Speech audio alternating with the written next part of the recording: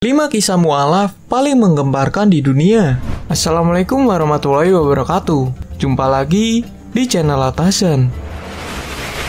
Mu'alaf adalah sebutan bagi mereka yang mengubah keyakinan dan sepenuhnya memeluk Islam. Di negara-negara yang mayoritas penduduknya beragama Islam, tentu kisah menjadi mu'alaf tidak terlalu menggemparkan. Tetapi di belahan dunia lain, di mana Muslim adalah minoritas dan prasangka buruk terhadap Islam sangat luas, kisah mereka menjadi sangat menggemparkan. Bahkan seringkali mendapatkan hujatan dan cacian. Tetapi para mu'alaf ini menghadapinya dengan tegar. Mereka beranggapan keyakinan adalah masalah hati. Ketika hati sudah mendapatkan hidayah, maka tak ada seorang pun yang mampu untuk menahan mereka. Bahkan, walaupun lingkungan di sekitar mereka adalah mayoritas anti-Islam, mereka tetap teguh memegang keyakinan baru mereka. Berikut ini 5 kisah mu'alaf yang paling menggemparkan dunia.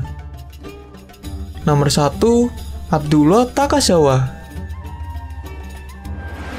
Berambut gondrong dan penuh tato, itulah gambaran fisik dari pria yang dulunya tukang tato para mafia Jepang Yakuza ini. Tetapi itu dulu, sebelum pria bernama asli Taki Takasawa ini memeluk Islam. Setelah lama mempelajari berbagai agama, pencarian panjangnya akan arti hidup menjadi titik balik ketika bertemu dengan seorang penceramah Muslim, Syekh Ni'matullah, 15 tahun yang lalu. Pada tahun 2006, Takasawa memantapkan hati memeluk Islam dan pergi berhaji pada tahun 2008. Setelah itu, Takasawa menambahkan kata Abdullah yang berarti hamba Allah pada namanya.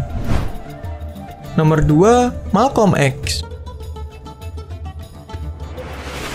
Pria yang lahir dengan Malcolm Little pada tahun 1925 ini adalah salah satu tokoh hak asasi manusia Amerika yang paling terkenal. Menjadi yatim pada usia 6 tahun setelah ayahnya dibunuh, Malcolm kecil juga harus kehilangan ibunya pada usia 13 tahun karena harus dirawat di rumah sakit jiwa. Pada usia 20 tahun, Malcolm dipenjara karena pencurian. Di dalam penjara inilah dia mulai belajar tentang Islam. Sayangnya, di awal-awal keislamannya, Malcolm malah bergabung dengan organisasi Radical Nation of Islam. Baru setelah berhaji pada tahun 1964, Malcolm menyadari bahwa radikalisme tidak akan menyelesaikan masalah. Malcolm pun mengubah haluan menjadi lebih moderat dan lebih efektif menyuarakan persamaan hak antara kulit hitam dan kulit putih. Pada tahun 1965, pria yang mempunyai nama Muslim Elhad Malik El-Sabas ini ditembak mati oleh 3 orang anggota Nation of Islam.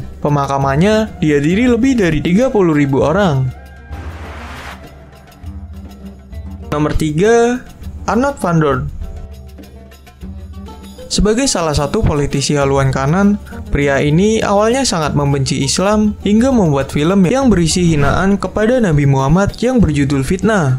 Tetapi reaksi masyarakat Muslim di dunia yang begitu keras membuatnya heran hingga akhirnya ia tertarik mempelajari Al-Quran dan akhirnya masuk Islam pada tahun 2013. Ketika pergi haji beberapa saat kemudian, Van Doorn bersimpuh meminta maaf di depan makam Nabi dan para ulama di sana. Karena dulu ia sempat menebar kebencian pada Islam di masa lalunya. Sekarang, Van Doorn adalah ketua Europe Dakwah Foundation dan duta bagi Kanada Dakwah Association. Nomor 4, Alma dan Lila. Pada tahun 2003, masyarakat Prancis dihebohkan dengan kontroversi larangan pemakaian hijab di sekolah. Pemicu dari kontroversi ini adalah 2 remaja bernama Alma dan Lila yang merupakan mu'alaf dari kalangan keluarga Yahudi. Ayah kedua gadis ini yang Muslim mendukung kedua anaknya dan beranggapan bahwa setiap warga negara bebas untuk berpakaian sesuai keyakinan. Seperti diketahui, Prancis adalah negara yang sangat tegas memisahkan antara kehidupan bernegara dan beragama. Larangan memakai simbol keagamaan tidak hanya berlaku pada kaum Muslim saja, tetapi pada semua termasuk kaum Sikh yang dilarang memakai turban, demikian juga dengan penganut Yahudi, Kristen, dan agama lain. Nomor 5, Murad Wilfried Hoffmann. Pria ini adalah seorang duta besar dari Jerman dan seorang penulis. Terlahir dari keluarga Katolik, pria ini memilih menjadi mu'alaf setelah melihat banyak kontradiksi dalam ajaran agamanya. Faktor lain yang menyebabkannya mantap memilih Islam adalah ketakjuban atas kekuatan hati para Muslim Algeria dan Maroko selama menjadi duta besar di sana.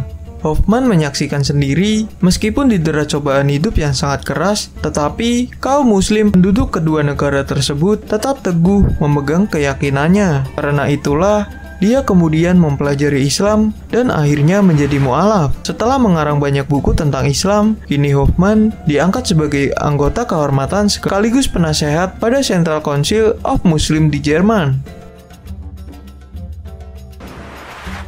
Sekian informasi dari dunia Islam yang dapat channel Atasan sampaikan. Jangan lupa untuk menekan tombol like, tinggalkan komentar, dan subscribe channel Atasan agar bisa upload video bermanfaat setiap hari. Wassalamualaikum warahmatullahi wabarakatuh.